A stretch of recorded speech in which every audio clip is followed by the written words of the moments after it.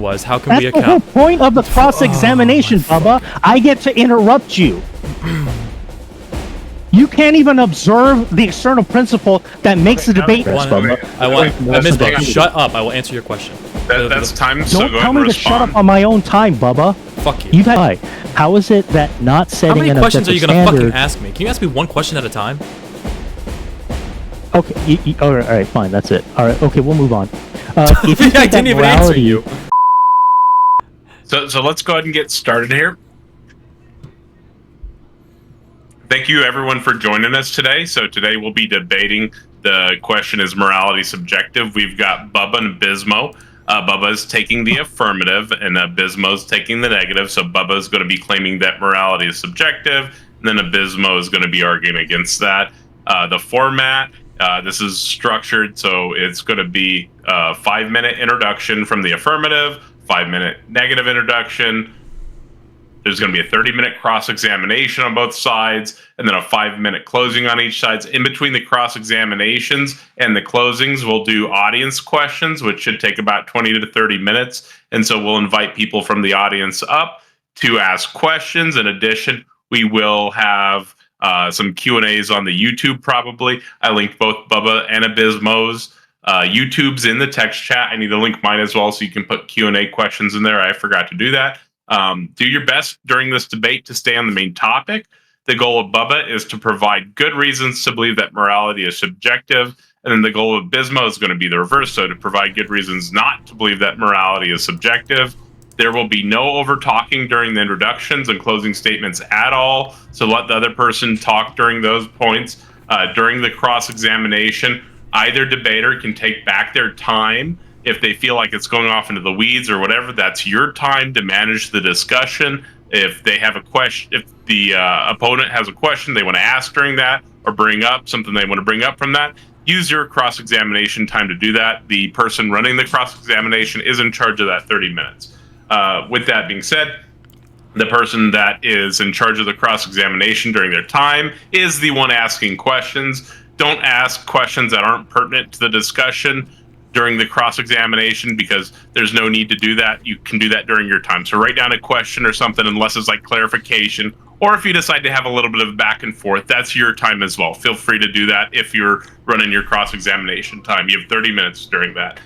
With that, keep over-talking in the cross-examination to a minimum. You can over-talk a little bit. Obviously, that happens during discussion sometimes. Just be cognizant of your opponent's time. Also, if you have to interject, please do it in a polite fashion. So if you feel like they're misrepresenting your position, what you said, something like that, just say, hey, I'm sorry to say this, but I feel like you're misrepresenting my position. Just be polite about it, right? Don't try to jump in and just take over their time. No one's enemies here. We're trying to have a fun debate. Please allow your interlocutor to make their points.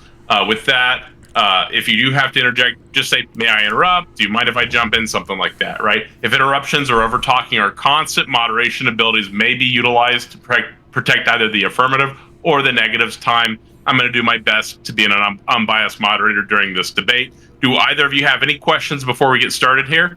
Nope, good to go. Cool. All right. I linked both of y'all's YouTubes in the YouTube description, but can y'all tell the audience a little bit about each of you, and then we'll go ahead and get started? Yep, I'll go first. Thanks everyone who I invited that's in the audience right now.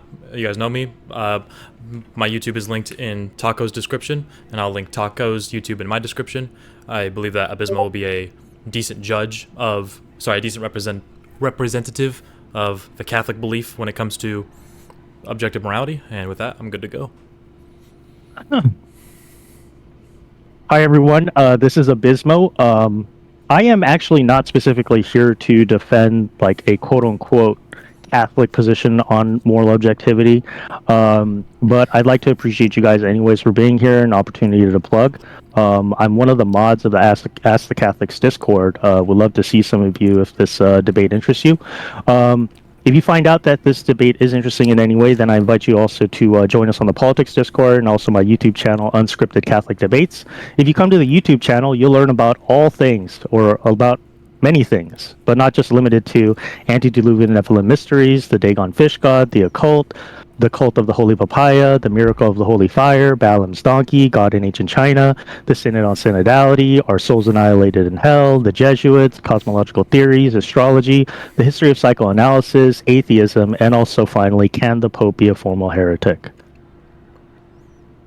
Perfect. And like he said, everybody join Politics Discord from the various audiences. Politics Discord is amazing. So let's go ahead and get started. The affirmative is going to begin. That's Bubba. You've got 5 minutes for your introduction. Excuse me. Give me just one moment, and I'm going to start the timer. Let me know when you're ready, and I'll start it. All right. Yeah, sure. So, go ahead. I'm taking the position that I've taken since the day that I deconverted from Christianity, and it's that morality, of course, is subjective. Morality should be defined as the intuitive system as what is good, bad, right, and wrong. And in other words, all things would be amoral because they are determined to be good, bad, right, or wrong by the agent which prescribes it. So I'm going to go ahead and start my opening by biting the bullet that all people that are arguing from a subjective moralist worldview ought to bite down on when debating this topic. And it's the line of reasoning that Abismo has tried to use against me in the past, and he used it even a few days ago to kind of claim the moral high ground of his view, and it's that, to a subjectivist, of course, there is no objective moral truth. So that would mean that feeding the homeless, complimenting people, and helping your neighbor are not objectively good things. They are, generally speaking, what we consider to be like feeding the homeless and all these things, generally speaking, are what we consider to be good, but they are not external to the human mind. They are, like I said, rational conclusions which you draw, which are dependent of your experience of feeding the homeless and complimenting your neighbor. Although it's a comfortable feeling, I would agree, to say that these are objective goods in the world, that feeding the homeless and whatnot, that does not mean that it is true. Just because something, I'll say that again in bright flashing lights, right? Just because something is a comfortable feeling, that does not mean that it is true. Another topic that Abismo might try to say that is that a subjective moralist is not allowed or has no basis or no reasoning behind telling another person on the way that they ought to behave. And for example, Abismo might say that because rape, for example, isn't objectively bad, then it's only bad from my perspective. So that would mean that I'm not allowed to stop any other man from raping a woman, which is a completely retarded thing. Minimize that word. Okay. Oh, sorry. I apologize to the YouTube audience. And so maybe I should, it's just violence. If I saw another person who's being violent towards another person, then I'm not allowed to stop that person, which would be a bad thing to say, because it's not a point that you can use against either a objective moralist or a subjective moralist. The thing that gives you the availability or the right to accuse another person of immoral behavior is because you have to have some type of moral basis to stand on in order to prescribe an ought to what you believe is moral. So to Abismo, that moral basis comes from God, and to me, that moral basis comes from myself. So if Abismo makes any attempt of doing either of those two things, trying to claim the moral high ground with saying that these things are not technically objectively true, or tries to say that I have no basis in which I ought to accuse a person of immorality, then I'm going to reply by telling him to answer his own question with what I have just said just here to make sure that he was listening. And when it comes my turn to cross-examine him, which I am going first, about what he believes about what is morality being objective, then I'm going to first establish some real softball questions about where his basis of morality comes from. Does Abismo believe that objective moral law because he believes that God exists, or can he explain why morality exists without invoking God? I'd find that very interesting if he could do that, which is one of many questions that I do have prepared. And every argument that I have heard to my objections when I've brought them up to people is either falls into the category of being unfalsifiable by invoking God, or disprovable at worst. But what my line of questioning is going to establish first is where and why Abismo gets his morality from, and then I'm going to show why his line of reasoning might be inconsistent with reality. My questions are very direct, and they're mostly yes or no, but there's plenty of room for interpretation, more or less. We'll get into plenty of discussions. Something that is going to be worth pointing out is that something I'm not going to really tolerate when it's my turn to cross-examine is that Abismo is infamous for using false terminology in order to seem intellectually superior. And he has a horrible habit, in my experience with him, of not answering simple questions. So, just so the audience on YouTube and on Discord knows that every time he does either of those things, I'm going to speak up. I might abruptly stop him and pull him back on topic. It doesn't mean that I'm not just getting mad, just so people understand. I'm going to simply just call him out. And that's the end of my conclusion. I think I have like 20 seconds left, so 30 seconds, and I can concede the rest of my time. All right. And Abismo, whenever you're ready, let me know and I'll start the timer. Just one moment. Sure. And let's do our best during this debate to avoid ad hoc attacks moving forwards. Oh yeah, my apologies for that. It's not a big deal. Just let's try to respect each other. Yep, wasn't my intention. No worries. Well, I've shared my screen because I have some visual aids because I try to polish my opening as much as I could, try to fit everything in, but I know I'm going to be running through a lot of stuff, so I thought some visual guides might actually help as we go through it. Because I think this topic in general is extremely broad, right? This is like, is morality subjective? This is a huge ass topic. So it can get pretty tedious, like the topic itself. So if you don't mind, please, check the screen is so you can have a visual.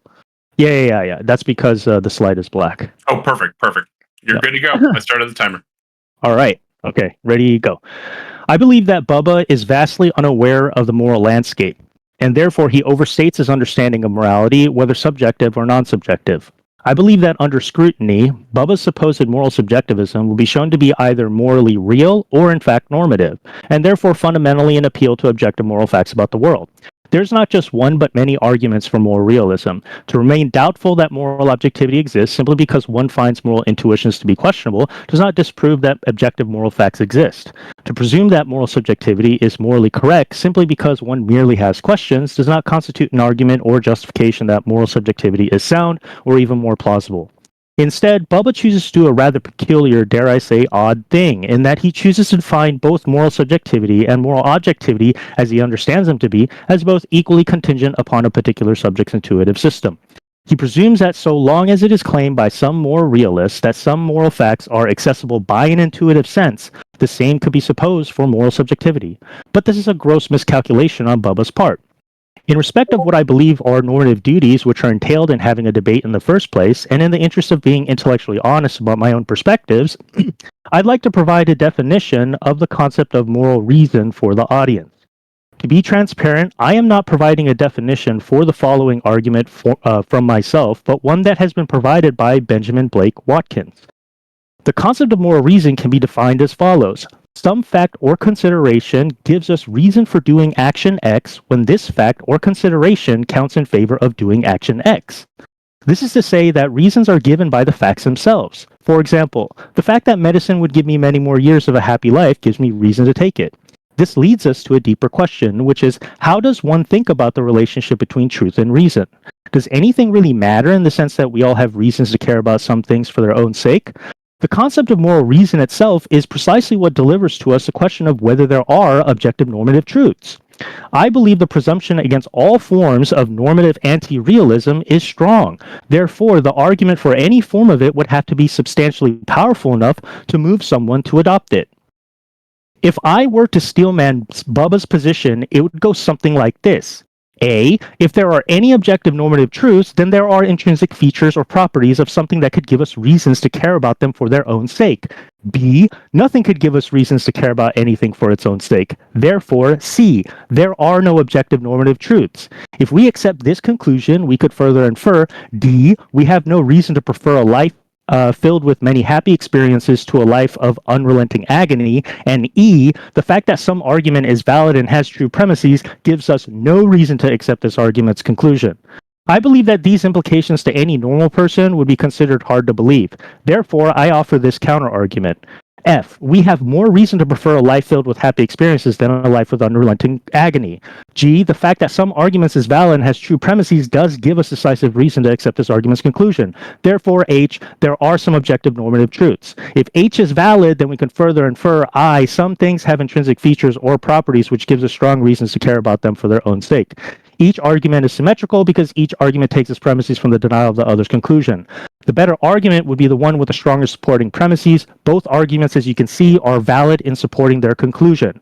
But which argument seems more plausible, F and G, or do we accept B? F and G seem obviously more plausible. It seems unreasonable to ask or for someone to reject the latter propositions F and G on the basis of the former reasons B without some really convincing arguments. What is needed from the normative anti-realist is some argument or set of arguments whose conclusions are B, nothing could give us reasons to care about anything for its own sake, but whose premises are stronger than F and G. The realist argument is clearest and most forceful when using these non-moral normative judgments, but are not limited to just them. The propositions F and G can be strengthened by appealing to moral claims which appear to be self-evidently true upon rational reflection. The realist argument is a challenge to the moral relativists to overcome this implausible implication of their view. The strongest challenge to normative anti-realism is in the form of a question. Why can't the intrinsic nature of something like the importance of evidence or living a full and happy life give us strong reason to care about these things for their own sake? I don't believe normative anti-realists have any good replies to these questions. I argue that anti-realists accept the concept of moral reason because it respects the face value or intuitive nature of our moral practice and words. But if the concept of moral reason is accepted on these grounds, then why reject moral realism? In other words, Bubba seems to have no justification for why he favors the concept of moral reason or moral reason rather than moral realism. Could it just be the case that there are so many problems with moral subjectivism that Bubba's account seems nothing more than a huge error? And that's time.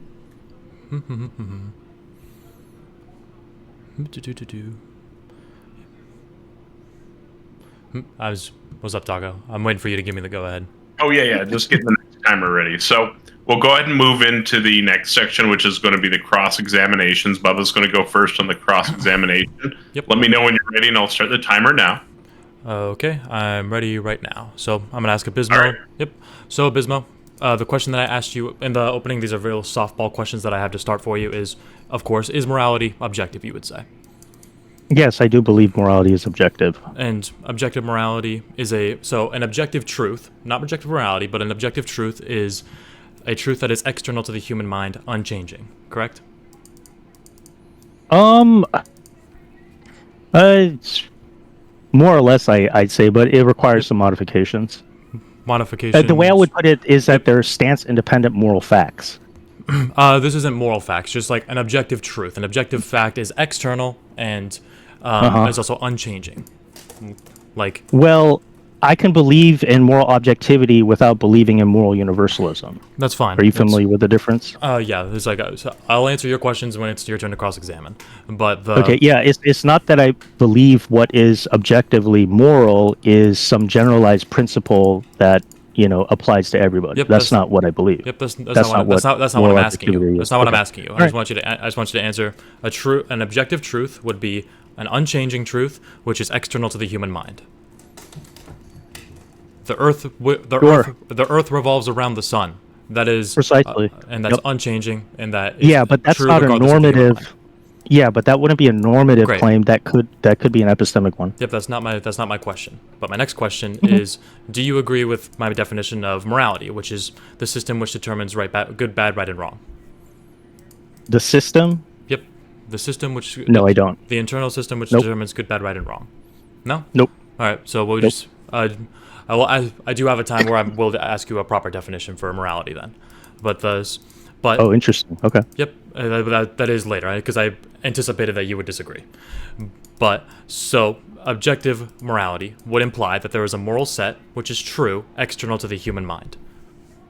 That's just conflating both definitions. Yes. And yep. So in other words, murder is bad, and it has always been bad, and it always will be bad. No, that's universalism. It's external to the human mind and unchanging, which fits but you're appealing, right? But you're going from the facts about what we observe, in the case of a killing, and you're universalizing it as a general principle. Let's try to mitigate the usage of those two terms, by the way. Oh, which terms? The M word, which means kill. Yeah, both of those. I'm sorry. Okay. It's my bad. YouTube doesn't like them very much. Sorry, okay. I didn't mean to take your time. I'll give you 10 extra seconds. Yeah, I'll do my best. So, and you believe that God is what prescribed us with a set of moral laws, correct? Not all of them, no. Not all of them, but like we have. Yeah. It's, not all of them. That's interesting. We can get to that actually. If you believe not all Yeah, I mean, of them. it's really gonna depend on where one actually gets like objective moral facts. It depends on. I say there's. If you're gonna say that, Arguably, the same could be maintained for access to a quote unquote Christian God versus a Hindu God versus, a Jewish God. They're gonna depend on specific, moral facts, right? Like, do you have access to the scriptures? Do you have access to the Bible? Do you have access to someone actually telling you these things? yeah, that's something that I will easily get into you on like the last like conclusion questions that I have prepared. But an important question, which is the one that I said in the beginning, which I'm very interested to hear your response, is what I said in the beginning. Can you determine moral truths without a moral law and an ultimate moral lawgiver which prescribes them to me? Yes, we can. You can. And that's How? what St. Thomas argues. Yes, How? absolutely. Through the natural light of our reason, through observation, we could have a quote unquote. Go ahead. We could have a like sphere of morality, that we can use to like buttress like further, conclusions about, what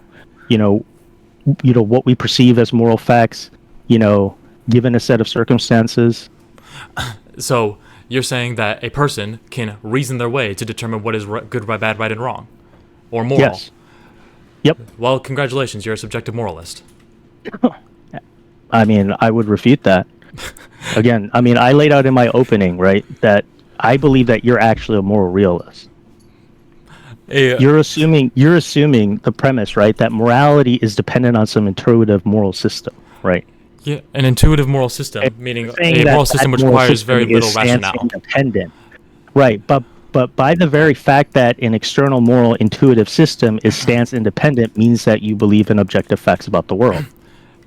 So you're a moral objectivist. You're a realist. It's like, Abismo, you just agreed with me that you can rationalize your way to reasoning what is good, bad, right, wrong, or what is moral through your own interpretation of it, which is the definition of subjective. And observations. Yeah, I think you're kind of like, picking and choosing, what not you're... Not even. I'm using your own words, and I'm just providing the logical conclusion as to what it is entailed by. Which is, if you're going to say that I can rationalize through my own experience as to what is moral, that is the definition of subjective. That is not the definition of moral subjectivity. Dependent on the human mind, which is also changeable. Yeah, but it's not. That's not the classical definition. That so objective. You agreed with me a second ago. I find it ironic that you're going to accuse me of using words in like some idiosyncratic way, but that's kind of what you're. Like what I'm kind of accusing you of. It's not even a little. By the way, your live stream's still on. Second, but you agreed with my definition when I said objective. Something that is an objective truth would be something that is external to the human mind and unchanging. And you just said that you can determine moral truths dependent on the human mind, and they would have the ability to change. I can change my views on morality, correct? Right. That's why in my opening statement, I was very clear and transparent of what my definition of a concept of a moral reason is, right? Some factor consideration could give us reason for doing a particular action when this factor consideration counts in favor of doing action X. What I'm arguing here is that this is like literally the same starting point for a moral relativist. Yeah. The problem, the challenge I was asking you in my opening was that if that's the case, we can get into the challenge. Why would you? Abismo, we can get to the challenge of your opening later. It's like you can cross-examine me with your opening when it's your turn. Sure. Back to my line of questioning. Softball questions. You're a Catholic, right?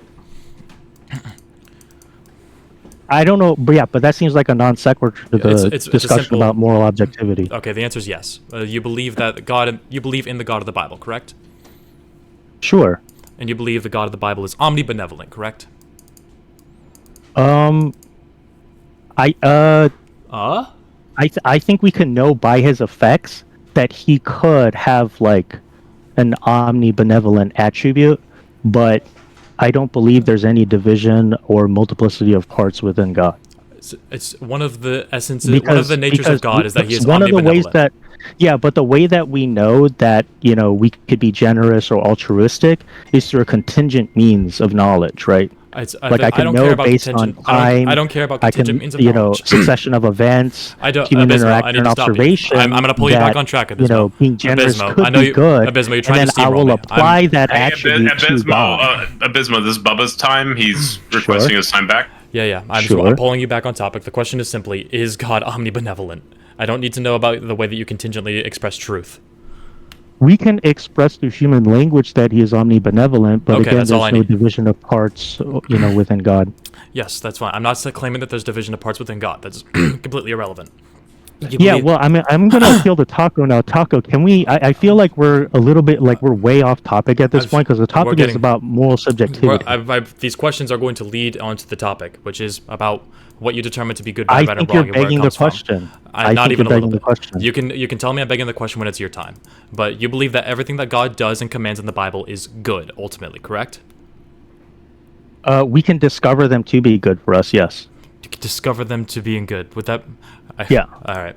And would you say that the Bible is a reliable way to interpret God's moral law? I think Scripture is one source that could provide us, not just the Scripture, but obviously through an ecclesiastical authority as well for Catholics. Those could be two sources of objective moral facts. Yes, that can inform our reason in daily practical living or life. Mm-hmm. But as far as is the Bible descriptive claims about what the law of God is? That's not only debatable, but then now we're talking about theology and not moral philosophy. There's the way that you ought to behave is within which is the Bible, why I'm saying you're begging the question. The way that you ought to behave morality morally doesn't have to do with descriptive claims. Here. It has to do with normative claims. Let's mitigate the over talking a little bit as well. Here, next question is, I just want to see if you're honest. If you barely said that God is omnibenevolent, and that so everything that He does and commands is a way that should be seen as a way that we ought to behave, correct? If God commands us to do something, then we ought to do it. Yeah, but we only have descriptions of those commands. We don't have That's fine. Like an actual normative claim to it. If God says, that's the whole point of the Bible. If God says jump, then it is good for me to jump. That's a hypothetical, it's a non sequitur. It's here a real example. He doesn't descriptively tell me to jump in the Bible or through what I consider to be the ecclesiastical authority. They don't tell me to jump. Here is not a hypothetical. When God commands Moses to go and give the 10 Commandments to the Israelites, that is an objectively good thing to do, correct?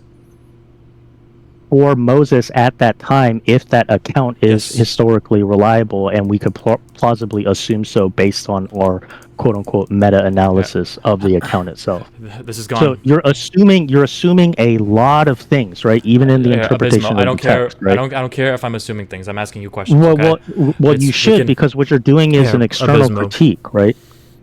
Not even. I'm directly going to be calling out the morality of the Bible in a second. I knew that you weren't going to answer my questions. I knew that you were going to dance around these topics. Of whether or not morality can be objective without God. I think you're begging that question, Bubba. So please do engage with his line of questioning, as this is the cross-examination portion. You'll have time to make all these points later. Well, I mean, those are my responses. I don't know what else to say. Okay. It's just what we've established so far. This is like my next line of questions is going to lead to.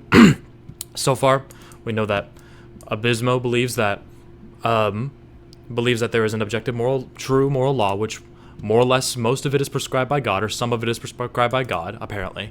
And I think you're misrepresenting my position. I'm not, Abismo, don't interrupt. I'm not even asking you. Hey, let's stop interrupting. Yeah, it's in everything that God does and everything that God commands ought to be seen as good, depending on the context, I suppose. This isn't a question, and it's everything that God does and everything that God commands, humans ought to do so, which leads to my next set of questions. So, Abismo, just go ahead and briefly, because I was worried that I was gonna end up not filling the 30 minutes. I think that you've done it very well. Go ahead and just quickly, do you follow, as a Catholic or as a Christian, the laws of Moses in the Old Testament or the laws of Jesus in the New Testament? Or both? Are you talking about the Noahide laws specifically? Yeah. No, we do not. No. And so how about the laws that Jesus commands? I mean, Jesus didn't really prescribe specific, again, like descriptive he laws did. or anything, Yeah, he did. but he did make normative claims. Yeah, he did. Yeah, He made and he had two great he had commandments. normative teachings. Two He had great normative teachings. two great commandments. Love the Lord your God with all your heart, mind, and soul, and also love your neighbor as you love yourself. That's a way that you ought to behave. Right. Yeah, those are normative claims. They're not descriptive claims. They're not laws, right? They're not prescriptions. Okay, I'm not saying that they are. I'm just saying that, but you ought to follow these laws. But that's kind of you're begging the question of whether it is or not. I'm not. So I'm not begging. I can't beg a you're question when I'm moving asking from a an question. is to an ought, I haven't Bubba. been- That's what you're doing. Here.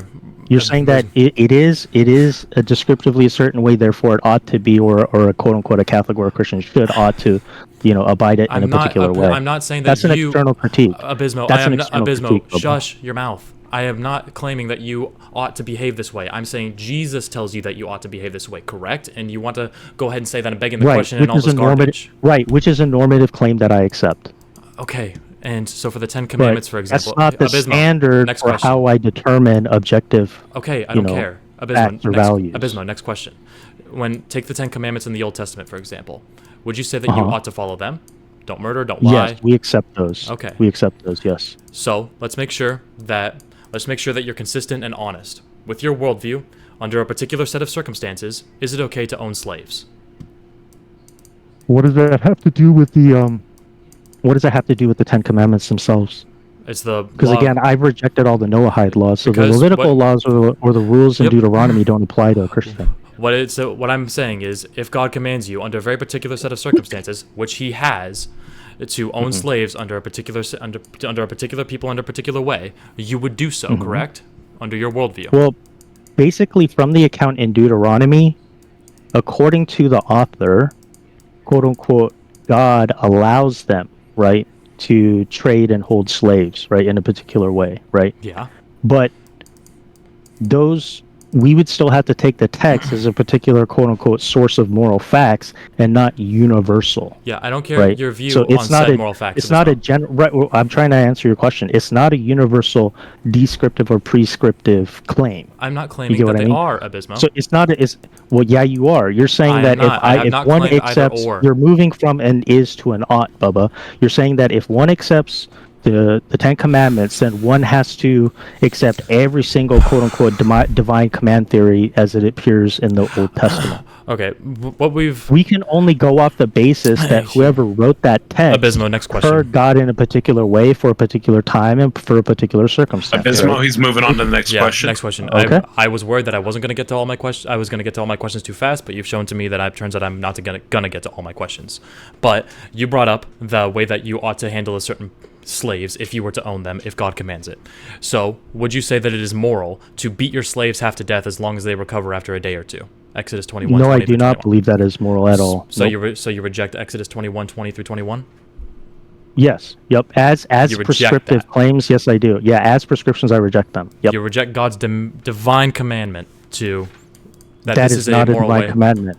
If Divine you beat command your theory is slaves- a whole other thing. If Oh, you yeah, it is. believe that the Bible is infallible and literal in that sense, that it's literally the Word of God, you're making an epistemological claim about how to interpret the text rather than a normative one, Okay. right? You're again moving from an is to an ought Okay. in moral cool. philosophy. Sure, you can. Let's stop the bulldozing Without- during you Bubba's haven't- time, Abismo. Yeah. Well, I mean, it's unfortunate I'll have he's the choosing next- to talk yeah, about. yeah, it's the very understanding unfortunate, of but I the have my next He's question. talking. Yeah, I have my next Yeah. question. So, next, we did slavery. Now I want to ask you, under your worldview, is genocide sometimes permissible? No, it is not. Deuteronomy 20:16 through 17, the Perizzites, Canaanites, Amorites, Hivites, and the Jebusites, words I can't pronounce. It was God's judgment for their sin. I mean, that's what the writer of the inspired author writes as an account for what they believe God told them, right?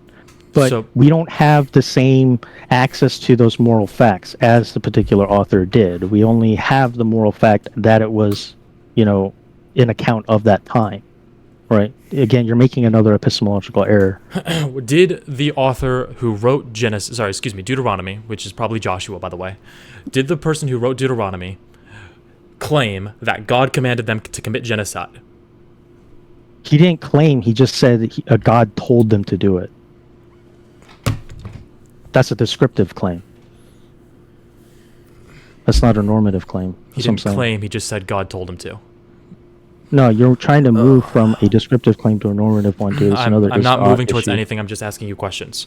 But but also I was going to bring up more examples, but I think I've made my point with genocide. But the thing is, I assumed that you would agree, but I guess I was wrong to make an assumption that if God commands something, then I ought to do it, because I thought that you would believe that everything that God commands would be a good thing to do. But apparently, I was wrong. Divine command theory is an objective, moral, I guess, like theory, but that's not the one I ascribe to. That's not one I ascribe to or Sure. even consider. If God there's many reasons to be suspicious of divine command theory, because God doesn't directly talk to human beings. He does it through quote unquote people or even his creation. Abismo, next question is that, for example, can you recall for the chat, for everyone listening, what happened to Lot's wife? Please remind me. What's your account? She was turned into a pillar of salt. For turning back, right? Yep, for turning around and looking back on Sodom and Gomorrah. That's the account, but how do we know that that was caused by God? Do you not think that happened in the Bible? I mean, are you taking the Bible literally? I'm asking you a question. Do not answer my question with a question. But that's what I'm saying. You're presuming a lot of things about what kind of epistemological presuppositions we can have in interpreting the Bible itself, which that's part of the problem of biblical fundamentalism. Abismo, right? Yes or no? We know. Did Lot's wife become a pillar of salt? But we know based on how we're able to source the text asking itself. You a direct question. Like, what are more plausible assumptions we could actually read in the text? It might not be as plausible that these are literal accounts. Hey, I'm sorry to interrupt, but let's stop the bulldozing. He's trying to ask you a direct question. Please engage. Yes or no? Did Lot's wife become a pillar of salt? According to the account, yes. And was it because she turned around and looked back on Sodom and Gomorrah? Oh, I mean, that's debatable. We don't know. I mean, different rabbis have different theories. Okay, good for them. I'm asking you. I have no idea because I wasn't there. Okay, so you don't know. I have no more plausible reason to take it literally rather than, allegorically or metaphorically. I don't. The next question that I was going to lead to is, so what we've established is that, what I hoped that we were going to establish, but I guess not, is that Lot's wife turned into a pillar of salt because she looked back on Sodom and Gomorrah. She disobeyed God one simple time, and she became a pillar of salt because of it. And then I wanted to point out a person, yeah, but what does this have to do with whether or not morality is subjective or not? I was gonna get to it, but I was gonna show what your worldview is entailing. Is that you listen to that if a commandment from God is good? I was very clear with what my definition of moral reason is. You were not. You danced right around at the start. But my opening statement. That's why I prepared the slides. What I wanted to look Would at. you like me to go over it Abismo, again? Shut your mouth. So, I'm sure that you're, hearing me clearly. Abismo, let's stop bulldozing, please. It's like Taco. It seems I'm not bulldozing. At this point, should I get like an extra 10 minutes because it's all he's been doing? I mean, am I not allowed to respond? Okay, I haven't call him out. Well, respond directly to his points. You can do that in your cross-examination. I wanted to ask Abismo directly. Why did Pharaoh, you know who Pharaoh is, right? Which Pharaoh? Exodus. That's a good question. Which Pharaoh was it? So when Moses left Egypt and then came back, that Pharaoh. Do you know when Moses went to and from Egypt? When was that? When did that happen? For the cross-examination. Yep, that's a great question for when it's your turn to ask me questions. Well, I'm asking him to clarify what he means. You can ask me when it's your turn to ask questions. At what time did he do this? Dude, shut your mouth. I am asking you questions. You can ask me questions when it's your turn to ask questions. I want to ask you why Pharaoh, who is described to have a hardened heart, that Pharaoh, which basically means that he had ultimate stubbornness against God's word, God immediately turned Lot's wife into a pillar of salt for disobeying him once, for one simple little thing. But God didn't kill Pharaoh, did not give him the same judgment, who not only disobeyed God's word, but ultimately he had ultimate ignorance to God's word. Why? I can't answer that to you because I don't ascribe to divine command theory. I don't view the text literally in that way. It's like, do you believe that these stories even happened? I mean, there's more plausible reasons to hold that we have to interpret them allegorically or metaphorically than historically. Okay, well, And then we that's know a that different. from the internal. That's- We know that from the internal critique itself. It's Those are very rigorously, this is a different. You're studied derailing scholarly Abismo. I'm pulling you opinions back on the actual issue. Here, Abismo, you're derailing. I'm pulling you back. It's what we've I don't established. think I'm derailing at all. I think talking you're about- you're completely asking- derailed from your own position. You No, haven't dude, affirmed I moral asked- subjectivity I at asked- all. Abismo, he's taking his time back. Yeah. It's. I asked you if something was moral. You decided to say that you didn't know whether or not it really happened, and it was allegorical. But what the next set of questions that I have, and I didn't think I was going to get to all my. I thought I was going to get to all my questions, but I guess not. What we've established so far at this point, at the very least, is that God is kind of omnibenevolent, I suppose. All good God, which Abismos doesn't say that we ought to follow. I think. He has genocided. The historical accounts say that he has genocided and to kill and wipe other people out. He has permitted owning other people as slaves under certain circumstances. That's the historical account. And that it is okay to almost he has said, under a historical account from someone else, that it is okay to beat a slave half to death. And God has instantly killed a woman who disobeyed him once, but allowed Pharaoh, a man with a hardened heart, to live, even though he had ultimate ignorance to God's word. Disobeyed God constantly. But that's going to lead to my next set of questions. I want to see if Abismo is going to continue to be if he's going to be honest with me, or if he's going to continue to be evasive. Like, what I want to do in the next set of questions is ask him a few. Abismo, would you be okay with answering a few taboo moral questions, if that's okay? I mean, I would rather that we talked about your We're gonna get to that when it's your turn to answer. My understanding of moral subjectivity is. Yeah, we're gonna get to that when it's your turn to ask me questions. That's fine. It's when it's your time. I mean, Taco, how is it not the case where Dude, stop talking to Taco. Talk to me. Are we supposed to stay on topic? We are so staying- like I'm if going a line so, of so Bubba questioning is gets off topic, then asking a shouldn't- line of questions. Please stop ramming into him like that during his examination. He's asking some questions. I'll add another minute because of all the moderation interruptions. Sure. Yeah. Please allow him to Well, get his Bubba, point. Here. if you're asking me if it's okay to ask me taboo questions, I'm not going to promise anything because I don't actually have a reason to promise it until I actually hear, what sure. it is, right? You'll hear the questions. Yeah. They're not made. Well, I mean, I'm not consenting to it. That's what I'm saying. Okay, well, they're not made to pin you as some sort of bad guy, and they're not made to push any type of political agenda. I don't need you to. Yeah, I'm not going to pry you. Explain why you have questions. I'm not going to pry you too much. If you're asking me whether it's okay for you to do that, I'm going to say, well, I'm not going to promise. So we're not going to sit here and talk for a minute on that. Go ahead and ask your question, then he can respond. Yeah. It's just first kind of taboo question. I would say can you demonstrate objectively why it would be moral or immoral for an abortion case? Would it be okay to abort a baby if the mother's life is at stake? Meaning, if you don't abort said baby, then the mother will die. So in Catholic moral analysis, there is a principle which we call the principle of double effect. If it's a case where by choosing a particular type of treatment, let's say the mother has cancer or something, and the mother chooses to, go with that option of treatment, and in all probability, right, we know from science that it's going to affect the fetus or the baby, and it lead to the eventual death of the baby. In that case, in Catholicism, we actually, unlike most modern assumptions, we make a distinction between the intention and the foreseeable outcome. So in that case, it could be morally permissible. Does that mean one ought to do that? No, it's ultimately up to the mother's choice. Okay, that's fine. And then also, why do you think it's up to the mother's choice? Just a quick, because it's what she believes she ought to follow, would you say? Because in that case, if she chooses a treatment, it's foreseeable, quote unquote, that, if the mother dies, then the baby dies, right? That's not a choice that, we can make we can't force someone or coerce someone to take a medicine. Okay, that's fine. Even though we actually do it in some exceptional cases, right? People who are in mental institutions. But normatively speaking, especially even when it comes to medical treatments, we don't. I don't care about normatively speaking. For obvious reasons. I only have two more moral dilemmas for how you might answer them.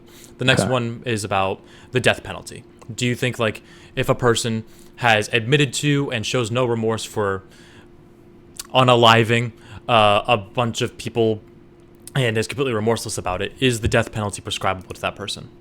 I am a defender of the death penalty as a rightful power of the state, Okay, that's fine. And why do you think that? because I believe that the civil authority is the right. I mean, so long as there's one presupposition here is that I do believe that human law has a positive dimension to it, and when it comes to capital punishment, whether the state or the governing body has the right to determine a quote unquote, the execution of a person's life, due to criminality and all that sort of stuff. And we can get into the weeds about like psychological reasons why, weighing pain versus harm principle. Like, is it, is it rightful that we, is it justifiable that we would allow, quote unquote, not only the victim but the victim's family to come to some closure, right? Because especially in the cases of murder, it's arguable, and you could justify that. Abismo, Bubba's taking that back that's all over. I'm saying. Yeah, it's So, fine. but ultimately, I don't need to hear a long, drawn-out Yeah. 10-minute conclusion as to why you believe that capital punishment is okay. It's fine. why Just like, not? When I asked you Right, yeah. why do you think this, I was saying like you believe it because it's rational, you believe it because it's logical. I didn't need a very long manifesto for capital punishment. It's fine. I think that's the last question, because I really don't want you to keep derailing away from the main topic. And I just want to what I want to point out with the reason for this line of questioning is, we remember at the beginning, Abismo did say that the Bible was more or less a reliable way to know what God's objective moral law was that we ought to follow is. Now see, the Bible does not directly answer any of those questions about capital punishment, about abortion. It doesn't answer those questions, is why I asked them to Abismo. And all these things, the only way that you can interpret whether they're good, bad, right, or wrong, since they're not written in God's objective moral law, is from your own subjective lens to draw the conclusion as to what God most likely, probably, considers each to be the case, good, bad, right, and wrong for each of those issues. And before, God, I want to continue with my next set of questions, if I have time even. I looked at my timer, it's like 29 minutes. I want to ask Get out a minute. I You got thought one more we're way minute. over already. It's like, at this point, I would You probably... have one more minute. Okay. I don't have time for another minute, but like, can I get another 5 minutes because of how much he was derailing and like filling my time? I don't think I was derailing at all. Okay, well, I can add, I guess, one more minute because there were a lot of interruptions there, but that's where we're at, right? You already added a minute earlier, Taco. It's He added fine, 10 Abismo. seconds. Like, I think he's completely off topic, and you should have moderated that. Okay, please just let him ask his questions. Yeah. But how does it pertain to the topic? Yeah. I want to speed run my next set of questions because of even you asking if it pertains He's to the topic. begging the question. Dude, shut up. You even bringing this up is derailing. Okay, I want to speed run my next set of Now questions we're into ad homs. because I have All no right, time. whatever. I said shut up. That's not an ad hom. But let's speed run these questions. Okay? Did you watch my manifesto on morality? No, I did not. I mean, that's fine. That's fine. Okay, to That's be fine. fair, like, Shush, I like don't a care. quarter of it. Yeah. So true or false? America has a very different view of black people, a very different moral view of African Americans in the year 1825 than we do in the year 2025. Absolutely. Yep. Yes. So, what do you think the reason for this is? I believe it's precisely because morality advances and changes and progresses. It changes. So, Yes. you agree with me that an objective truth is unchanging, but you just said that the law of how we view black people morally has changed. Why? Yeah, but I wouldn't equate that we have access to objective truth through normative means. That's what I'm saying. Okay. So, Like, indefinitely. Like, I don't believe that that's like a universalizing, generalized principle for morality. I don't. That's ridiculous. So, here, next Right? question. Because It's like saying that I'm trying to because I speed run. believe Shut up. materialism is true, everything is material. Here, shut up. That's Uh, begging the seconds. question. Shut up. Then how would you explain? Here, this will be my last question. I'll just have him answer it in full, I suppose. How would, under an objectivist worldview, would you explain the existence of psychopaths who have no moral law which they follow? How do I answer this in like 30 seconds? What I would have to say is that there are fundamental and determinative ways that one can attain a set of moral values or even their culture, And that is, I mean, even though that there's wide variation, and just because there's differences in what those cultural values are, doesn't automatically lead to the conclusion that morality is subjective. It could just be the case that we are imperfect human beings that are trying to discover the truth for what it actually is. And the very fact that morality does, in fact, advance and progress, right, seems to suggest that there is an objective moral standard. That wasn't my question, but that's fine. We're a little bit over time now, so I'm going to go ahead and move it to the next portion, which is going to be Abismo's cross-examination. Abismo, let me know when you're ready, and I'll start the timer. 1 second. All right, let's go. Starting now. All right, Bubba, do you believe that moral claims express an objective belief, true or false, that someone has? An objective truth that someone has? No. Do you believe that moral claims express an objective belief, true or false, that someone has, whether or not you believe that the person who holds it is only subjective in their ascertaining or apprehension of the belief? Yeah, for them, they could believe that it is objective, right? Just like you were assuming for me. I believe that if I were to make a moral claim, that does not entail an objective morality. I believe that if I make a moral claim, then I am describing what I believe to be good or bad based on my view of reality. So you're saying, is it clear to assume then that based on your definition that you believe moral claims are just descriptive claims? Descriptive, and they're not relative in any way to one's culture. They are relative. They're not prescriptive. Like my view of I said descriptive because you said that you don't believe that they're objective, that they're just descriptive, right? This is what's known in moral philosophy as like emotivism, right? Like non-cognitivism. The truth that you hold. The truth that I hold to my position, just the truth that I hold to my own position, doesn't entail that the position is objectively true. If I say that murder is good, that doesn't mean that murder is objectively good. And that truth is relative to you, but is that descriptive or is that a normative belief that you hold? Like, is that just description of like the state of your psychological state, or is it like a normative thing that you believe applies to you and should apply to everybody else, even though you claim that meta-ethically it only applies to you? I don't think you're using the word meta-ethically correctly, but the thing is... No, I am. I'm asking about what your foundational belief is about moral values. Yeah, so as I said, if I make a claim, if I say murder is bad, then that does not mean that it is objectively bad, and it does come from the first thing that you said, which would be my own psychological state. I was conditioned to believe. And how do you assume that in my case that I would believe that certain beliefs are in fact objective? You are taking the do you negative. Get a double standard here? You are taking the negative position. Yeah, but how is it that you're able to hold I mean, under certain types of like quote unquote relativism, like I can see how one might say that, well, how I feel on one particular issue or observation of moral facts leads me to my own moral value, but I see that as relative to someone else, right? But wouldn't you still hold that belief, even though it's morally relative to yours, that they hold it to be objectively true? I don't think that. Again, I just want to say I just have to kind of repeat myself. Is if I say that murder is bad, that doesn't mean that it is objectively bad. So no is the answer to your question. Okay. Is something said about the world as a matter of fact? No, as I just said, if I say that murder is bad, then that does not mean that murder is objectively bad. So you don't believe statements of any kind have any epistemic value? Some of them, descriptive terms in which we use to describe the laws of logic, like descriptive, the way that we describe the laws of logic, which objectively exist. Moving on. Okay. Moving on. Okay, go ahead. I mean, that's precisely what I'm getting at. Is I know you're going to go to objective reason and all this stuff, right? So if you believe that logic is objective, transcendentally and across two like relative believers, then anyways, your position seems to be, anyways, expressing or attempting to express true or false claims about reality. How do you feel about this statement? What are your thoughts on this statement? Depends on the true or false claims. Okay, all right. Do you believe that it is in the actions and behaviors that determine the claims of moral agents? No, it is the conditioning of the moral agents. So actions. Conditioning. Okay. Actions are kind of part of it. For example, if I were to see my mom kiss my dad, and I would just and they were to express positive feelings to each other, I would interpret that to be a positive behavior. So it is a good thing. If you love someone, then you kiss them. Like, that's kind of how conditioning works.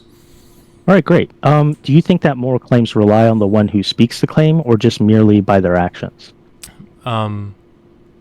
It can be both. I can proclaim that kissing someone is a good thing to do, but if I were just and then showing actions is another way to do so. So both, I suppose. Yeah, would you agree that if moral claims relied on, both the one who speaks the claim and acts the claim, are we referring to what is acted or spoken, or are we talking about the moral framework that encompasses both the agents' speech and behavior? So I'm very sorry. Can you repeat the last part of that question? So, right. So if we're saying if you agree that moral claims, right, like the one that you have about what's happening with your parents in this example, if moral claims rely on both the people that are speaking or behaving in a particular way, then we could refer to. I mean, do you think that this is dependent or on the particular person who's speaking or acting as you observe it, their moral framework? Well, yeah, of course. Their moral framework, which extends from the environment, the time and place that they were born in, and which would determine the way that they were the things that they were conditioned to believe. Okay, and so is this moral framework that you're claiming, is that objective or subjective? Like, subjective. It's only for you, or are you lost? It's subjective. Okay, interesting. Okay. All right. I guess I'm just wondering if there's like problems with this line of thinking, because if you're willing to accept that there are moral frameworks, right, that are operative in either the way that you observe things and confirm them to be a moral claim, whether it's for yourself or even for other people. Like, I mean, you can kind of see like potential equivocation that can evolve by assuming that you could have a claim to a particular moral framework and someone else can have their own. How do you account for disagreements between different moral frameworks? How do I account for them? It's very contextual. Yeah. For example, I use this is a point that I was going to make if I had time, is that if you have a Muslim, I see a couple of my Muslim friends in the chat, hi. If you have a Muslim who is claiming that their moral truth is true, and then you have a Christian who believes that their moral truth is true, the way that you settle it is one thing, which is the question that you're asking me. But the way that they determined it, the only way that you can determine which is correct and which is more correct, comes from your own subjective interpretation of what is good, bad, right, and wrong. Yeah. All right, moving on. Do you believe that all motivating reasons for morality are internal then? Yes, I believe so, yeah. But you just claimed that you were observing other people's moral frameworks. And it didn't just come from your internal state. The rationale, or are you saying that it only comes from like your reactions to it? I'm saying that the rationale that I use and the conclusions that I come to, those are internal. All those things are internal. But yeah, you're right. Okay. Like externally, for the example that I gave of mom kissing. But the actual normative framework itself, right? The claim that you arrive at, that's not internal? I do believe that it's internal. The moral framework, a moral framework itself is internal. Like, that is a part of your being. So then how did you access the moral framework of your parent? Yeah, that's what I was. How do you know that is good? Yeah, that's what I was. It's only good for you? That's what I was assumed that you were asking. For example, like mom kissing dad, that's something that's happening external to myself, and then I conclude it and rationalize it internally. Okay. Do you believe that if one deems what is moral is just merely pleasurable and useful, for instance, this would mean that this could change daily or on a whim? What internal principle do you have that keeps this from changing arbitrarily? I think that the idea that morality is based on your preferences is fucking ridiculous, to put it very lightly. The idea that I'd agree. The idea that you can just prefer to say that murder is good or murder is bad is ridiculous. And so what internal principle would you consider that? What? What's the internal principle from, I guess that informs you that it's incredulous that one could assume that morality is just based on preferences, that it could change from one day or when the rain falls or when the wind blows? you're saying that it's incredulous. It's ridiculous for someone to believe that. So then, if you believe, right, excuse me, that all moral facts and our apprehension of them are just based on, internal principles, then what particular internal principle are you saying keeps you from changing your own personal morality arbitrarily? My morality can change if let's say it can change over time, but the reason I say that preferences is not how it's done is because it's the conditioning process, not preferences. Preferences just implies things which you like. I can't just like rape and murder. Non-consensual sex and unaliving people. Okay, no, I think we agree on that point. It could just be the case that perhaps both the agent and speaker don't realize that there's a larger culture that determines the truth, conditions, and meaning in moral frameworks. Do you agree? It's not just what that determines the conditioning of moral frameworks.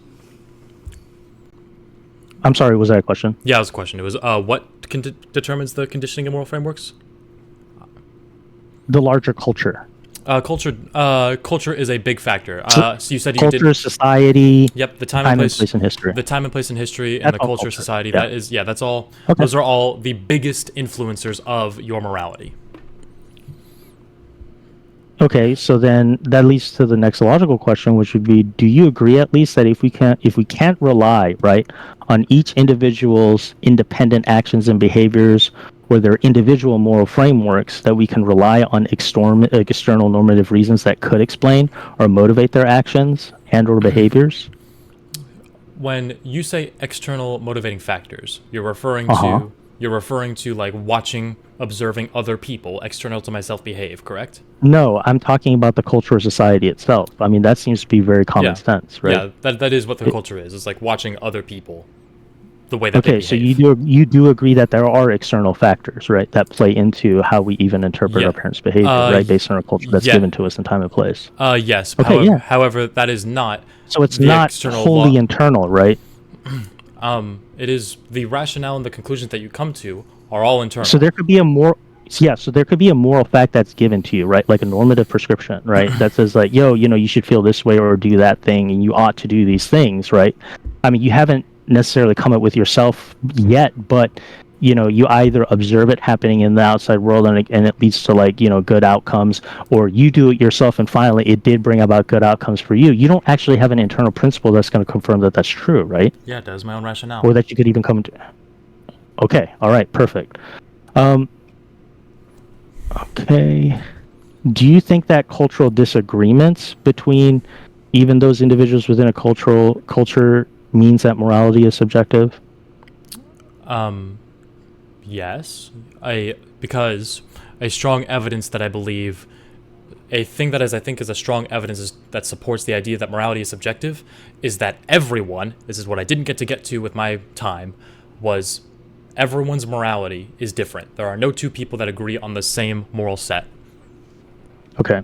Do you think that cultures tend to have wide disagreement on values and duties across cultures? Do I think it has a wide variety across cultures? Yes. Yeah, I mean, so do you think there are more disagreements across cultures than agreements or similarities? Yeah. Interesting. Okay. Do you think cultures can be defined without ambiguity? Defined without ambiguity. Yeah.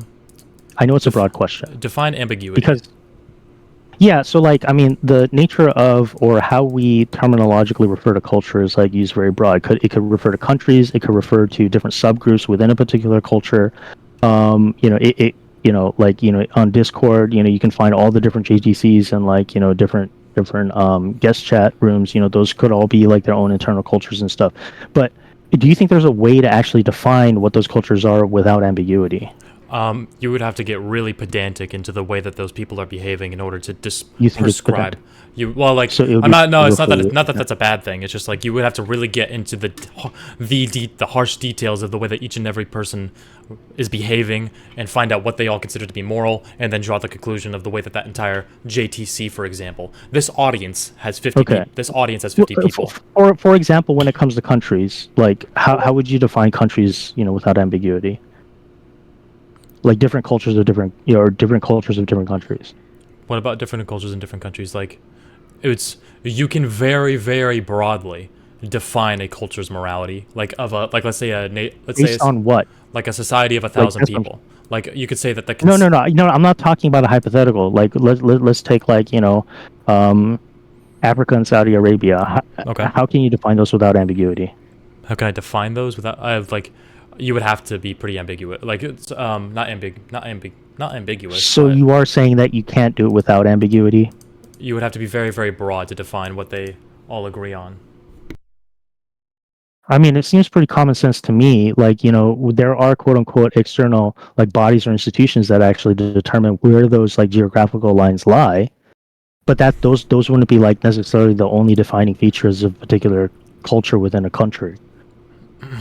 And then there's like so many different countries within the African continent as well. Here's kind of what I'm saying, and I don't know if it's what you're asking me, but here's what I'm saying is that you can look at the consensus of the people, and you can say they believe capital punishment. I didn't refer to no. That's a non sequitur. That has nothing to do with what I was asking. I was asking about I gave you an example of a case in which you have two different countries, quote unquote, and there does seem to be like quote unquote common sense external like factors that we could defer to or refer to in defining like lines between different cultures without ambiguity. That's particularly what I was asking. Yeah, I don't. And you're kind of moving to like other social issues rather than the question I was asking. Yeah, sure. If all right. Yeah. So I'll ask it one more time. Do you believe that that cultures can be defined in a way without ambiguity or not? The answer is yes, but it's like very, very. You would have to get to a long list of non-ambiguous. Great. That's fine. Yeah. I'm not asking you on a specific thing. That's okay. What are the governing lines that separates cultures, if you were to? Like, what comes right off to your mind? The first thing that came to mind was like borders, but like that's not really. Yeah, that's in like Europe, for example. Borders don't really. The culture. Let's take that example. Take that example. Why would those governing lines apply? Why would those govern? Well, the way that Germany as a whole behaves is very, very different than the way that like France behaves.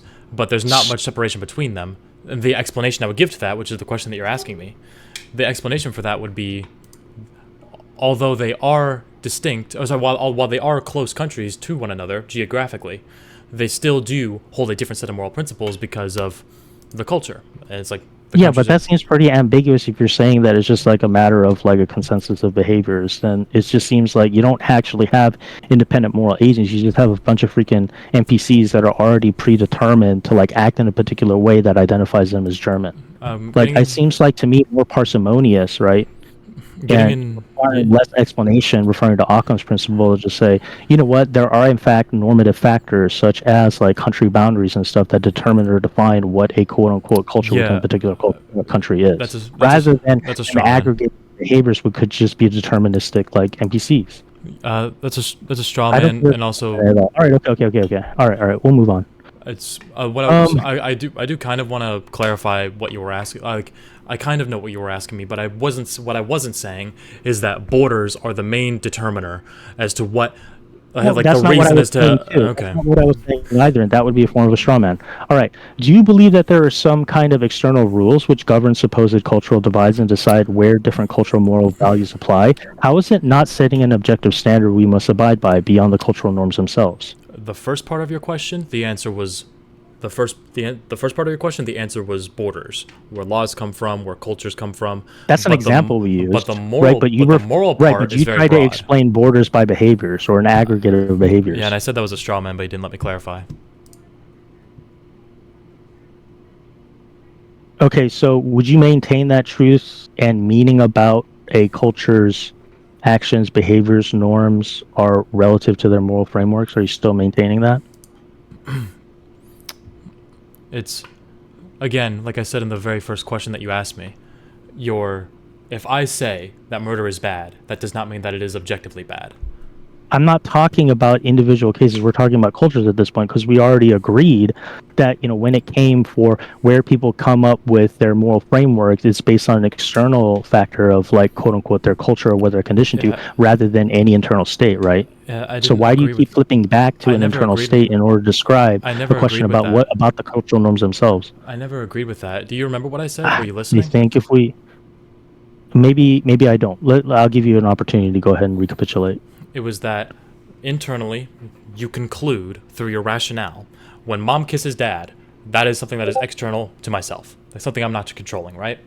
That how mom kissing dad, the way that I rationalize that to be a good behavior is something that happens 100% internally.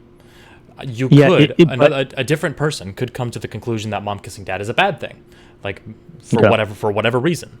So the decider of my morality is myself, based on everything that is internal, my rationale and my conclusions.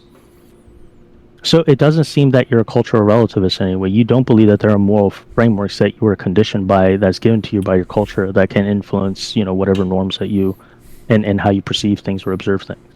Yeah. Is that correct? Yeah. Okay, so, damn, we're like back to square one then. So, do you believe that it's all determined by behaviors then? Like the moral values that you hold, is that purely based on like how you perceive your own behaviors and other people's behaviors? Abismo, is it like the behaviors themselves that?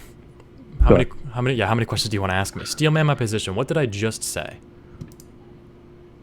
You said that your moral framework is limited to the way in which you observe your parents in this example that you provided and their actions and behaviors. So regardless of even what your parents may have thought, maybe they only kissed because they still resented to each other. So what you perceived as like good, they were loving each other, was not really a loving action for them. But you would have no way of telling the difference between that, because you have already decided internally to interpret that or observe that and come to a normative description about what the value of that interaction was for yourself, right? And you wouldn't have like an appeal to a cultural way. Well, yeah, normatively speaking, in cultures when people do that type of interaction where they kiss each other, like it is like an act or a sign of them trying to love each other, regardless of how they feel internally. Yeah, right. So, and I actually agree. But you're saying that it's like completely in you, like, and the way you determine it is going to be different from the way your parents determine it. Is going to be a way that depends on like someone who's not part of your family is going to determine it. Yep, just like the first thing that I said, just because I interpret it to be a certain way, that does not mean that it's true. Just because I interpret, I'm repeating what you're just saying back to me. We're agreeing right now. My framework is that. All right. So if mom kisses, unlike you, I don't steamroll. So go ahead. Yeah. So, no. Well, so I mean, if it's the case, right, that you believe that moral values are merely just a matter of internal state, then what internal principle keeps you from changing what your internal state is and how you interpret moral values on a whim, arbitrarily? And you're just saying, it's incredulous that anyone's moral values are just changed arbitrarily. That is I want the chat to Google the word incredulous so you can see how falsely he just used that. Okay, that's what you said. It was ridiculous, right? I can respond to that. It's that. Okay, so then what internal principle keeps you from changing arbitrarily what how you view one particular the moral value of one particular interaction versus another? It's like this. The conditioning process is a very complex and tedious system. I can't. But an appeal to complexity is not the question that I'm asking you. I'm asking for you an internal principle, right? I'm not asking for you the complicity. This is part of the equivocation, Bubba, is that when I ask you about an internal principle that you hold to be objectively true, or for yourself, or even subjectively true, you're appealing to the complexity of all the external factors. That's the irony of this whole thing. And I'm not appealing. What I'm saying is that I didn't make any appeal to the complexity of it. I said that it was I said that it was the conditioning process was very complex. So you're saying that the internal principle, as you perceive it and observe it in yourself, is complex? Yes, the conditioning process is very complex. Of course it is. Yes. Okay, so when you're talking about conditioning, are you talking about cultural values or moral frameworks, or are you talking about your own? I didn't say that either of those things were complex. I said that the conditioning process was very complex. So what is the conditioning process? Where are you getting the conditions from? The conditions externally, right? They're all stimuli. Okay. Do you see how like it's very puzzling? Yeah, that's why I went into psychology. I was very fascinated with this topic. Yeah, but it didn't seem like you had acknowledged the puzzling nature for you to assume that there can only be like an internal framework, and now you're appealing that the conditions themselves do in fact appeal to an external framework? The conditioning process is the system in which determines your beliefs, and the stimuli is external. That's within the framework of cultural relativism. But when we got to the point about how like cultures themselves like to try to determine the moral frameworks for themselves, you said no, it's not actually the culture that's doing it, it's your internal state. That's not what I said. I said if you go back and replay the video, whoever's watching this in the future, I actually said that culture, time and place that you're born in. Fine. Are you gonna let me finish a single answer? We'll take you on that. So we'll. I didn't even fucking finish, Abismo. Deviated. That's fine. It's my time. Hey, Abismo. To be fair, you did go on quite a bit. He would like to clarify his point. Please allow him a moment to clarify his point. How much time do I have, Taco? About 3 minutes. 5 minutes. 5 minutes. It's okay. Great. I wish I could go back and clarify a dozen points because he doesn't let me finish a single fucking point. But the point that I just made is I didn't say that culture is the main determiner of your beliefs. It is the biggest determiner.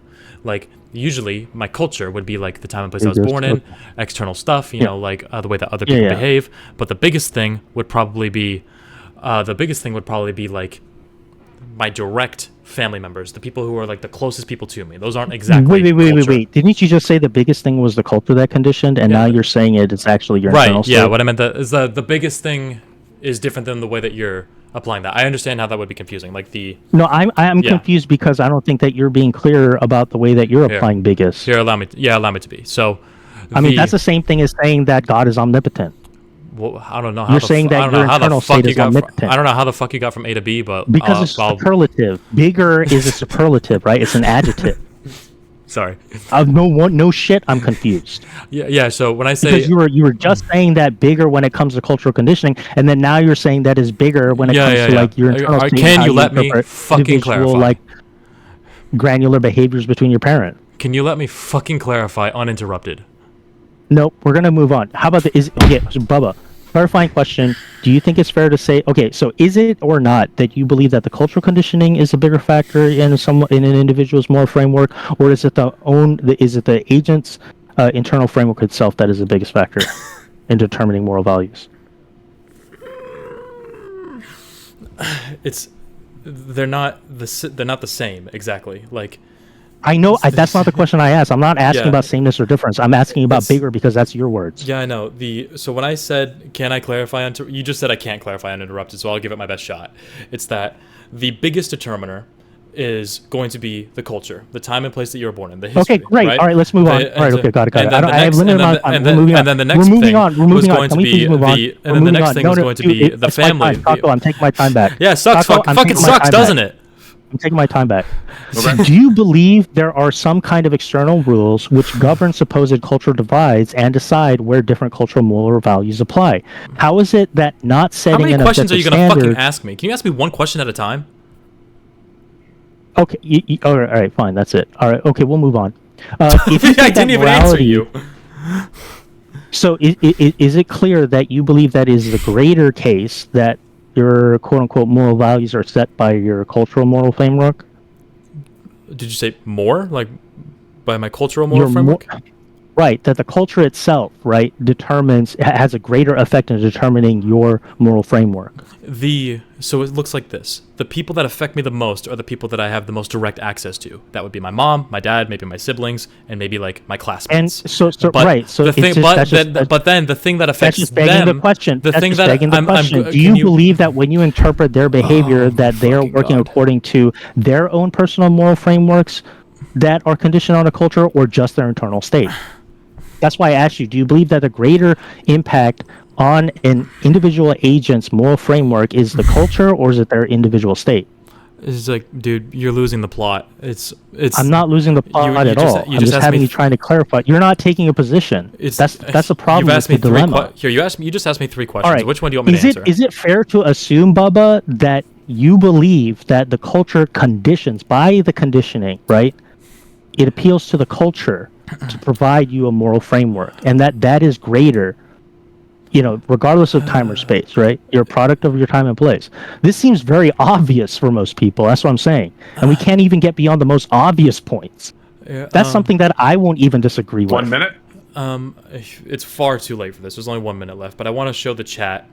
And, Yes or no? Just yes or no. And Yes or no. And Abismo. What You're I mean, filibustering. what I say. Can I have my time back? Taco, can I have my time back? Please respond to the question real fast. His question was, do I think that it's the culture, the time and place that you were born into, is the biggest factor of what determines your morality? The answer is yes, but Okay, great. Okay, time back, please. Okay. If you think that morality is merely relative to culture or society, then do you believe that it is possible to have moral agents within that society or culture to be acknowledged as a virtuous moral reformer? To reform it? Yeah, Martin Luther King.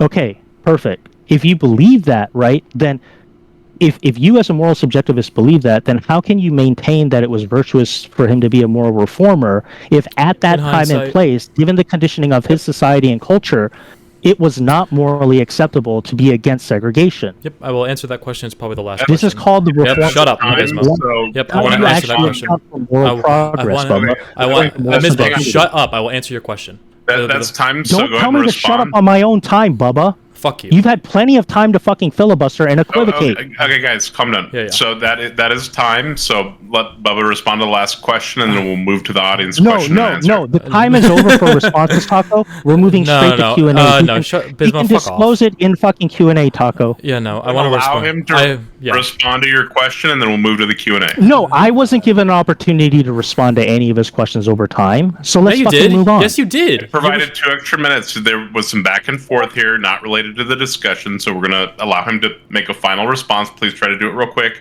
to that question that you just asked, and then we'll move on to the question and answer. And Abismo. Okay, can I clarify? Can I clarify what the question was? I know. I remember the question. I will even respond. I will even say the question. And Taco, I hope I can do it. I hope I can do it uninterrupted. I hope. The question was, how can we account? That's the whole point of the cross-examination, Bubba. I get to interrupt you. You can't even observe the external principle that makes the debate even fucking possible. Okay, we're not going to have this meta conversation. Just respond to the question real fast, and then we'll move on to the Q&A. The question was, how can we tell that the reformers that would change the moral outlook of society, how do we know that they are right? And I'm going to use Abismo's own words, kind of like what she said during my cross-examination.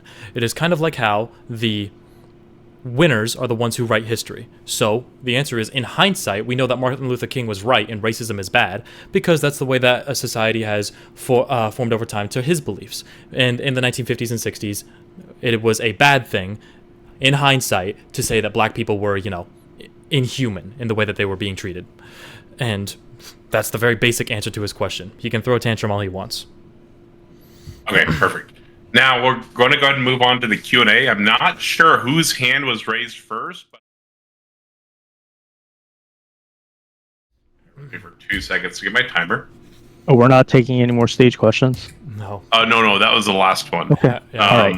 Yeah, I have to be at work at 6 a.m. It's 8:30. I need to get to bed. No worries. Yeah, so we're going to have the affirmative go first. So, Bubba, you can start whenever you're ready, and I'll start the timer. Yeah, sure. I don't think I'm going to take up Yep, I don't think I'm going to take up 5 minutes. Honestly, and this is my unfiltered opinion, is that I think that Abismo's behavior and his answers to my questions were not representative of Catholicism, of believers of the Bible, of Christianity, of an objective moralist at all. He tried to infer that morality can be both objective and subjective at the same time, because there are objective truths, but you can take your own interpretation for them to be you could take your interpretation for however you believe them to be, whatever level of true you prescribe them to be. And he couldn't answer my questions. He 100% filled up my time with garbage, like just constantly trying to interrupt my questions, inferring that I was inferring certain things. And he assumes that morality is he assumes that my belief on morality is what I believe is to be normative. He doesn't understand, which shows that he doesn't understand what I'm saying. I believe that morality is determined by the way that you were conditioned, and the way that you were conditioned is determined by the time and place that you were born into. And with that, I can see the rest, like probably the 3.5 full minutes of my time with a 5-minute conclusion. And I think that his performance was embarrassing. It really was. I was very patient with him, and he ended up getting drunk halfway through. Okay. Thank you, Bubba. Abismo, let me know when you're ready, and I'll start your timer. Well, I am ready. What's up? From the outset, I have had two criticisms of what I believe Bubba's view on subjective or moral subjectivism is. The first criticism is one from analogy.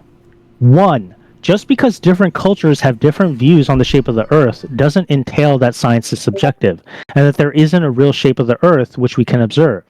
The same could be maintained for moral facts, namely that just because different cultures have different perspectives on morality doesn't entail that morality is subjective, and that there aren't morally real concepts or values which we can discover.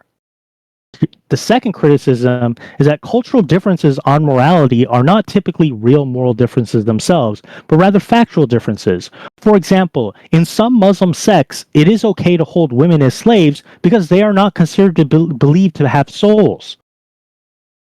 Also, there are certain African tribes who believe that it is morally acceptable to kill deformed infants because they are believed to be demons.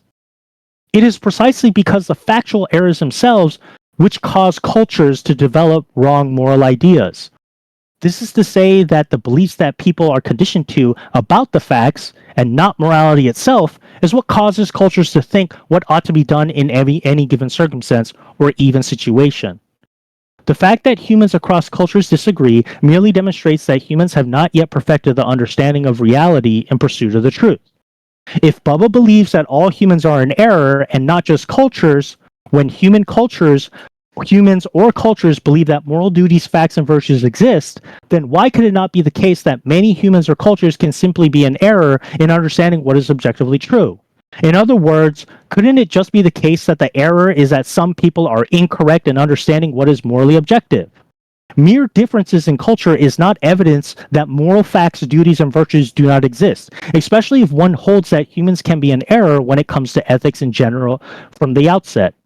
My position would claim that things like love and happiness are intrinsically good, and things like irrationality, disability, and pain are intrinsically bad. We have strong reasons to respond to love and happiness in some positive ways, whereas things like irrationality, disability, and pain are intrinsically bad, and we have strong reasons to respond to these in some negative ways. We appeal to normative concepts in order to form normative claims and statements that, if true, would be true in an objective sense. This is to say that some claim is objectively true if its truth does depend on the attitudes or response of any particular subject. However, there are those who dissent from these common sense perspectives and claim that nothing is intrinsically good or bad. Normative anti-realism, the opposing position, would claim that nothing in the world is intrinsically good or intrinsically bad in the sense that we do not have any reasons to care about anything for its own sake. In other words, normative anti-realists claim that nothing really matters because they deny that there are any objective normative truths. If this were true, then we would have no reason to respond to anything either positively or negatively. Because again, nothing really matters. This implies that all our normative judgments would be mistaken, or not just mistaken, but pure nonsense. Bubba begins by arguing from intuition regarding the concept of moral reason, but then rejects realism even though it functions in the same way. The arguments against realism don't actually demonstrate that moral facts and duties can't exist or even do not likely exist. Instead, he assumes their conclusion and ironically ignores the possibility that different humans or cultures could just be in error, all the while stating that humans are in error. Could it just be that there are so many problems with moral subjectivism that Bubba's account seems nothing more than a huge error? A moral relativist would have to concede that Dr. Martin Luther King was not a moral agent. Clearly, it is a fact that racial segregation is related to institutional slavery, but this does not make the issues of racial segregation relative to any subjective point of view. Rather, Dr. Martin Luther King made the claim that racial segregation was not in continuity, but rather a disintegration of the abolition of slavery itself. In another example, Henry David Thoreau, in his advocacy for civil disobedience, he says he himself refused to pay taxes because he did not support paying taxes to a country which would support racial segregation. Rosa Parks, it was objectively moral for her not to obey segregation laws merely because of the color of her skin. I argue that in at least the American tradition, one cannot maintain that morality is merely subjective without excluding the real moral discoveries, which even in the American cultural context of constitutionality. So clearly, objective moral facts not only transcend a cultural context, but history itself. Catholicism claims universality, but my moral intuition informs me to seek out whether or not this claim is true, and this moral motivation, which I claim as a Catholic, does definitively confirm in a non-self-referential way that Catholicism is true. Closing. The theist can hold that even an atheist can come to know moral facts and duties only for the theist. The theist is not confined to merely the intuitive sense or access to these moral facts and duties, and that rather some of these necessary. All right, so time was called like 20 seconds ago. So he will go on. Down. Yeah, he will go on all day if we don't stop him. Calm down. That time was called about 20 seconds ago. So that was a good debate. I really appreciate everybody being here on both sides in the audience and on stage. I'm sorry to interrupt you there. Just time was up there, right? For a little bit, I let you go on, right? But with that being said, I really appreciate everybody being here in both audiences and on stage. You're all awesome. Make sure if you're in YouTube to join https://www.discord.gg/politics, where we host these debates. And if you're in the audience here or on YouTube, follow both of these guys, or if you like them, whatever, feel free to follow them. All their stuff is linked in the chat on both YouTube and